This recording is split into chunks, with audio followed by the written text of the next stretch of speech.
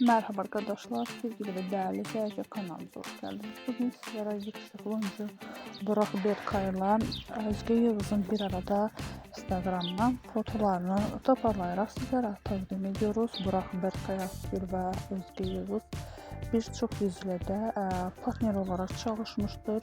Her iki oyuncumuz başarılı Türkiye'nin ünlü oyuncularından biridir. Herkes edilen oyuncumuzun yeni özel görüntülerine devam gelmesi istiyorsanız da Ünlüler Apartmanı kanalımıza abone olmayı unutmayın. Hoşça kalın arkadaşlar, bizden bu kadar.